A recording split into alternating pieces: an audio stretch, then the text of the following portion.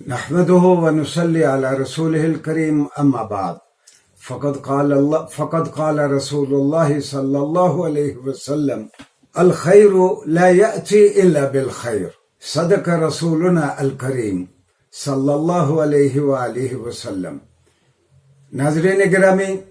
میں نے بخاری شریف کی ایک بڑی حدیث سے اس کا ایک چھوٹا سا ٹکڑا آپ کی خدمت میں بیان کیا ہے، جو اچھی زندگی گزارنے کا قانون کے مطابق اللہ کی رضا کی خواہش رکھنے والوں کے لیے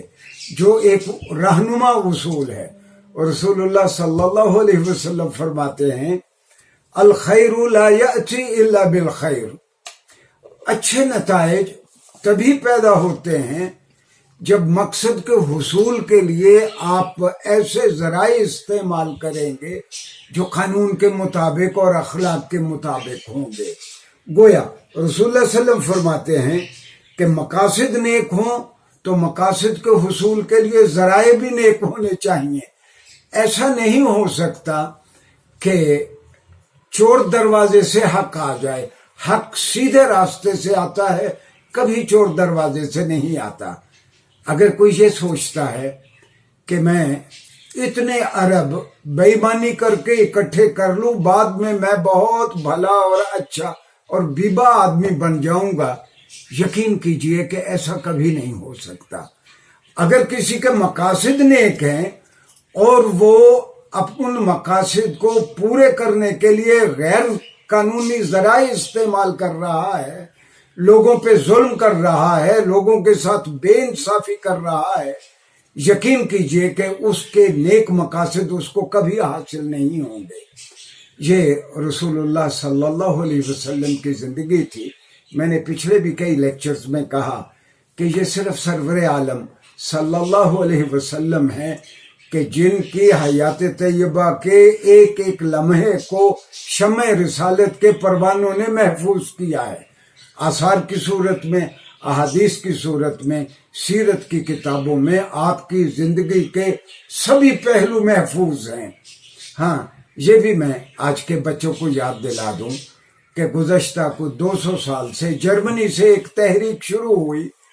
کہ یہ جتنا سیرت لٹریچر ہے اس کو مشکوک بنا دیا جائے، اور سیرت کا سب سے بڑا سورس تو حدیث ہے، تو حدیث کے خلاف بھی ایک اتنا بڑا طوفان کھڑا کیا گیا کہ ایک گروپ پیدا ہوا، مشرق میں بھی، برصغیر پاک و ہند میں بھی، اور عالم عرب میں بھی اکا دکا علماء ایسے کھڑے ہوئے ہمیں صرف قرآن کافی ہے، ہمیں حدیث کی ضرورت نہیں ہے۔ قرآن اس وقت تک نہیں سمجھا جا سکتا جب تک آپ رسول اللہ صلی اللہ علیہ وسلم کی حیات طیبہ کو نہیں سمجھتے۔ اچھا، سیرت کے جتنے تذکرہ نگار ہیں، بالعموم سیرت کا زیادہ زور مدنی زندگی پہ رہا، مکی زندگی کے حالات کو بہت کم لکھا گیا۔ اس پہ ہم نے ایک کوشش کی کہ یونیورسٹی آف سرگودا نے علی گڑھ یونیورسٹی کے پروفیسر ڈاکٹر محمد یاسین مظہر صدیقی، یہ صدر شعبہ تھے علی گڑھ یونیورسٹی کے، ان کو بلایا اور انہوں نے خطوات سرگودا کے نام سے رسول اللہ صلی اللہ علیہ وآلہ وسلم کی مکی زندگی کے بارے میں بہت ساری تفصیلات جو عام طور پر ہمیں کتابوں میں نہیں ملتی، انہوں نے امہات الکتب سے انہوں نے اکٹھی کر کے اردو میں لکھ دی اور یونیورسٹی آف سرگودا نے ان کو شائع کر دیا۔ ان تفصیلات میں آپ دیکھتے ہیں ناظرین گرامی، رسول اللہ صلی اللہ علیہ وسلم کا کنڈکٹ اور آپ کا کردار، آپ کی حیات طیبہ کے ابتدا سے لے کے، میں مثال دوں گا، ایک آدمی کی زندگی کا سب سے بڑا گواہ اور سب سے بڑی شہادت اس کی بیوی دے سکتی ہے۔ رسول اللہ صلی اللہ علیہ وسلم کو پہلا تجربہ جب غار حرا میں ہوا، جبرائیل کے ساتھ ان کی ملاقات ہوئی اور بتقاضۂ بشریت آپ اس سے بہت پریشان ہوئے۔ میں بخاری سے نقل کر رہا ہوں، آپ گھر آئے اور اپنے اہل خانہ کو کہا کہ زملونی، مجھ کو کچھ اڑا دو، مجھ کو کمبل دے دو، اور آپ نے فرمایا خشیت علی نفسی، مجھے تو آج اپنی جان کا ڈر تھا، تو حضرت خدیجہ جن کے ساتھ رہتے ہوئے آپ کو کم و بیش 15.5 سال ہو چکے تھے، وہ فرماتی ہیں کلا لا یخزیک اللہ، اے محمد صلی اللہ علیہ وسلم،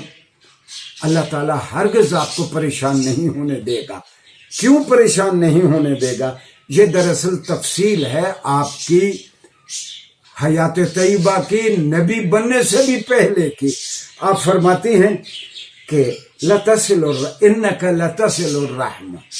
جو لوگ آپ سے ٹوٹتے ہیں آپ ان کو ٹوٹنے نہیں دیتے، آپ تو ان کو جوڑ لیتے ہیں۔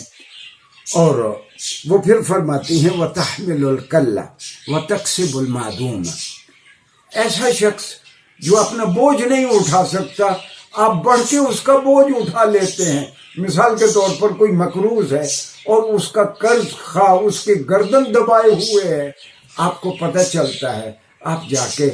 قرض خواہ اس مقروض کا قرض ادا کر دیتے ہیں۔ پھر آپ فرماتی ہیں وَتُقْرِضُ الضُّيُوفَ، آپ تو مہمان نواز ہیں۔ وَتُعِينُ عَلَى نَوَائِبِ الْحَقِّ، جب کبھی بھی کسی پہ کوئی افتاد آتی ہے آپ حق کی راہ میں آپ لوگوں کی مدد کرتے ہیں۔ ناظرین گرامی، رسول اللہ صلی اللہ علیہ وسلم، میں یہ ابن ملقن کے البدر المنیر سے نقل کر رہا ہوں کہ رسول اللہ صلی اللہ علیہ وسلم اواخر عمر میں بھی فرمایا کرتے تھے کہ میں نے حلف الفضول میں حصہ لیا، ہم لوگوں کی مدد کرتے تھے زمانے قبل از اسلام میں، آپ کے نبی بننے سے پہلے۔ حلف الفضول کیا تھا؟ یہ حلف نہیں ہے کے نیچے زیر ہے حلف الفضول، پلیج فار دا رائٹیسنس، کہ جو بھی کوئی معدوم، جو بھی کوئی بے کس ہوگا ہم اس کی، ظالم کے خلاف ہم اس کی مدد کریں گے۔ رسول اللہ صلی اللہ علیہ وسلم اواخر عمر میں فرمایا کرتے تھے، اور یہ میں ابن ملقن سے نقل کر رہا ہوں اس کی کتاب البدر المنیر سے۔ رسول اللہ صلی اللہ علیہ وسلم فرماتے ہیں لو دعیت بہ فی الاسلام لاجبت، اور اگر آج بھی کوئی حلف الفضول کی طرز پہ کوئی آرگنائزیشن بنائے تو یقیناً میں اس میں حصہ لوں گا۔ تو اللہ کی مخلوق کی خدمت کے لیے رسول اللہ ہم وقت تیار رہے، اور آپ کی حیات طیبہ کا ایک ایک لمحہ محفوظ ہے۔ میں موطا سے اور میں مشکات المصابیح سے نقل کر رہا ہوں، رسول اللہ صلی اللہ علیہ وسلم نے فرمایا ترکت فیکم امرین لن تضلوا ان تمسکتم بہما، القرآن و سنتی۔ لوگوں، میں تمہارے درمیان 2 چیزیں چھوڑنے جا رہا ہوں، تم کبھی گمراہ نہیں ہوگے اگر ان دونوں کو تم تھامے رکھو گے۔ ایک تو قرآن کریم ہے، دوسرا میرا کنڈکٹ اور میرا طرز زندگی ہے، میری سنت ہے۔ انشاءاللہ سیرت کے باقی گوشے بھی ہم آمدہ لیکچرز میں، انہی شارٹ لیکچرز میں بیان کرتے رہیں گے۔ شکریہ۔